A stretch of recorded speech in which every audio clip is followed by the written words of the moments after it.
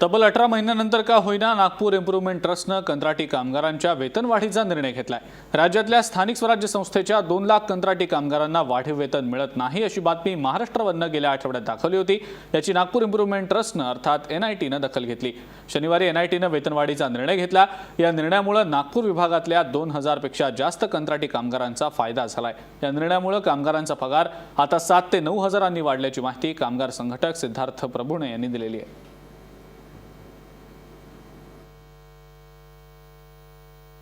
सुमारे 18 महिन्यापासून गतिमान प्रशासनामध्ये हा GR काढून 18 महिने झाल्यावरही याची अंमलबजावणी केली जात नव्हती।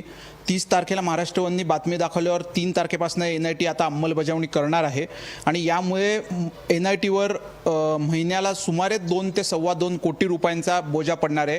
परंतु हे कामगारांचं किमान वेतन हक्काचं त्यांना मिळणार आहे। यामुळे सर्व कामगारांमध्ये खूपच उत्साहाचं आणि आनंदाचं वातावरण आहे।